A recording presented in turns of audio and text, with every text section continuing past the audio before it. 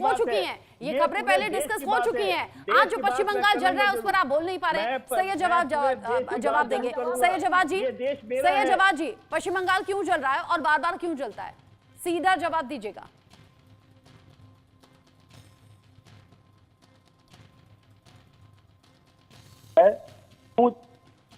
Hello, क्या voice आ रही है मेरी आप तक?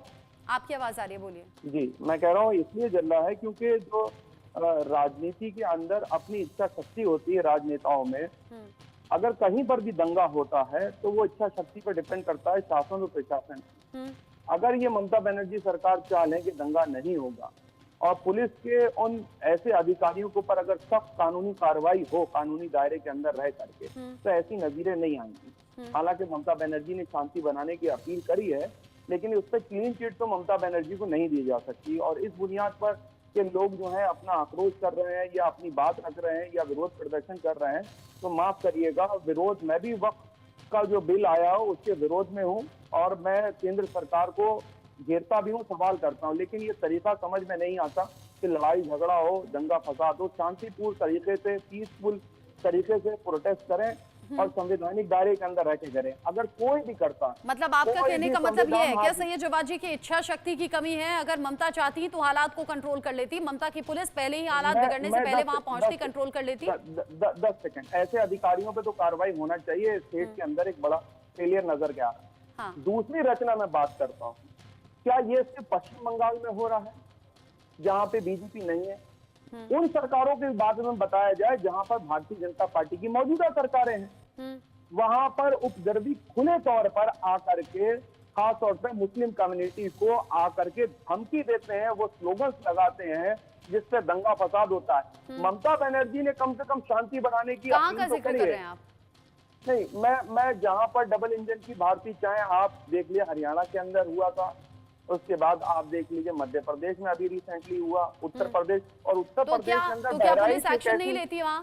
अगर इस तरह की छिटपुट घटनाएं कुछ सामने आई भी, पश्चिम बंगाल जैसे हालात नहीं हुए, हालांकि मैं फिर भी कह दूं, अगर ये ऐसी घटनाएं कहीं कहीं से सामने आई भी, क्या तुरंत एक्शन नहीं हुआ? क्या तुरंत गिरफ्तारियां नहीं हुई?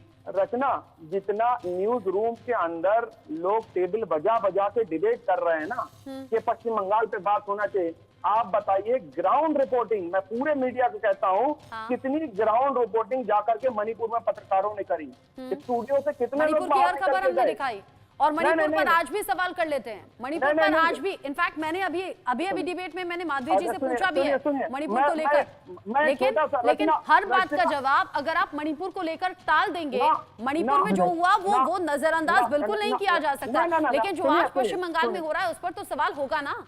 सुनिए, बिल्कुल होगा, कौन मना कर रहा है, लेकिन 2 साल से आदरणीय प्रधानमंत्री जी का स्टेटमेंट मणिपुर पे क्या रहा?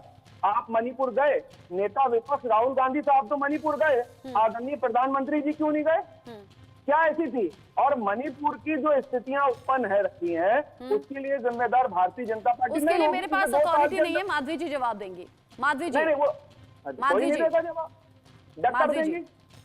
जवाब, आपकी बात का जवाब माधवी जी देंगे क्योंकि वो बीजेपी से है, मैं नहीं हूं। वहां पर सुनिए, 10 सेकंड दे दीजिए रचना, मुझे please allow me to, 10 second दीजिए, फिर मैं नहीं। वहां पर एक महिला को निर्वस्त्र करके घुमा दिया गया। हम बंगाल पे बात कर रहे हैं। नहीं, बहुत डिस्टर्बिंग थी वो तस्वीर, बहुत डिस्टर्बिंग थी वो तस्वीर भी हमने दिखाई थी, उस पर भी सवाल पूछे थे, लेकिन मैंने फिर कहा मणिपुर में जो हुआ वो बहुत गलत हुआ, उन खबरों को भी हमने लगातार दिखाया और बीजेपी से सवाल पूछे भी, लेकिन मणिपुर में जो हुआ उस बात से लेकर आप पश्चिम बंगाल में जो हुआ उसको ढक नहीं सकते। पश्चिम बंगाल में जो आज हुआ उस पर चारों तरफ बातें हो रही हैं और सवाल हो सकता है। आपने शुरुआत में ही कहा ना कि इच्छा शक्ति की कमी है, अगर इच्छा शक्ति होती तो क्या नहीं हो सकता, सरकार चाहे तो क्या नहीं कर सकती, और दंगे भड़काने की या साजिशों की कोशिश कहां नहीं होती। अलग अलग स्टेट से खबर सामने आती है, लेकिन तुरंत कंट्रोल हो जाए तो सिचुएशन इस तरीके से फैलती नहीं जैसे यहां भी पश्चिम बंगाल में हो रहा है। लेकिन माधवी, बार बार सवाल होता है मणिपुर को लेकर और बार बार विपक्ष हावी रहता है आप पर। देखिए, मैंने पहले ही जवाब दिया आपको, मणिपुर में ट्राइबल्स की जो दो ट्राइबल्स के बीच में जो मनमुटाव है वो सालों से चल रहा है, ब्रिटिश काल से चल रहा है, मनमोहन सिंह जी के समय से चल रहा था, अभी तक चल रहा है। उसको लेकर आप पश्चिम बंगाल की आज की जो स्थिति है, भाई मेट्रोपॉलिटन सिटी के अंदर में जब चर्चा होती है कि एक डॉक्टर की निर्मम हत्या हो जाती है और उसके जो प्रशासन होता है वो उन सबूतों को मिटाने में लग जाता है। जहां बैठकर डॉक्टर अपना शांति प्रदर्शन कर रहे होते हैं, उनके ऊपर 2000 लोगों की जो है वो भीड़ टूट जाती है, और तब भी पुलिस को पता नहीं चलता है। इनको पता चल जाता है कि राम जी की शोभा यात्रा निकलेगी तो वहां पे जो है हिंसा हो सकती है, लेकिन इनको ये पता नहीं चल रहा है कि जगह जगह पर इनके जो मंत्री हैं वो लोगों को उकसाकर 2-2 हजार की भीड़ खड़ा करने के लिए कह रहे हैं। और ममता बनर्जी कह रही है कि मुझे पता है मुस्लिम भाइयों आप लोगों को बहुत दुख हुआ है, और ये बोल रहे हैं मदरसे, मंदिर, मस्जिद, मदरसे आपसे छीन लिए जाएंगे, मस्जिद छीन ली जाएगी, घर छीन ली जाएंगे। किसने कहा है? कौन से अमेंडमेंट में लिखा है? कहाँ पे लिखा है कि किसी का मस्जिद और मदरसा? लेकिन कोई तो है जो भड़काने की कोशिश कर रहा है। और संजय चक्रवर्ती जी, आप लोग उन लोगों को पहचान नहीं पा रहे हैं और बार बार पश्चिम बंगाल का माहौल बिगड़ रहा है।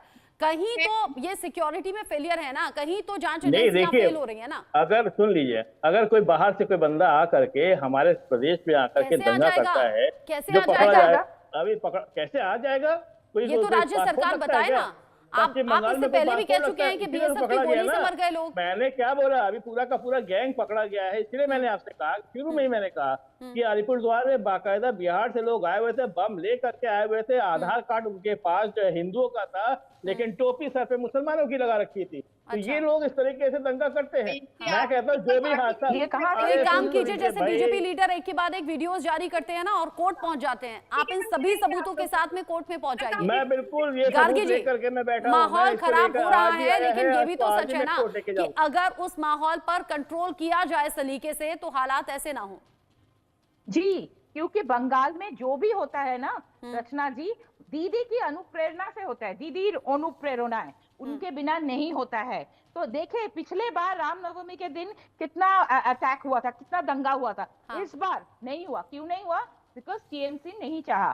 पर यहाँ पे वो चाहते हैं कि दंगा हो, इसीलिए हुआ। जो हिंदू फैमिलीज है बोल रहे पुलिस को फोन कर रहे, कोई आए नहीं। क्यों नहीं है? और जो मैं आपको बोल रही हूँ, ये तुष्ट आज नहीं हो रहा है। हालांकि मैंने वो तस्वीरें में देखी जहाँ पुलिस वालों पर ही पत्थर बरस रहे थे, जहाँ पुलिस पहुंची थी लेकिन पुलिस पर ही हमला हो गया। पुलिस पे ही हमला हो रहा है। उत्तर प्रदेश के अंदर क्या हो रहा है? क्योंकि ममता बनर्जी उत्तर प्रदेश के अंदर अभी आप काली सेना का, ठीक है, बात आज पश्चिम बंगाल की होती है तो एग्जाम्पल दे दिया जाता है मणिपुर का, फिर एग्जाम्पल के तौर पर यूपी और एमपी का नाम सामने आ जाता है। लेकिन मेरा सवाल ये कि आज अगर पश्चिम बंगाल सुलग रहा है तो उसे सुलगने से रोका जा सकता था वक्त रहते, जो कि नहीं रोका गया। और बाकी राज्यों का अगर आप जिक्र कर रहे हैं तो वहां ये भी देखिए, अगर ऐसी साजिशें शुरुआत हो रही थी तो उन्हें वक्त रहते कंट्रोल भी किया गया, रोका भी गया, वरना आज पश्चिम बंगाल की तरह ही सुलग रही होती चीजें। बहुत दिन हो गए हैं पश्चिम बंगाल को। सैयद जवाजी, ध्यान दीजिएगा उन तस्वीरों पर। फिलहाल के लिए आप सभी का शुक्रिया मेरे साथ जुड़ने के लिए। माधवी जी, गार्गी जी, संजय चक्रवर्ती जी, सैयद जवाजी, बहुत शुक्रिया। इसी के साथ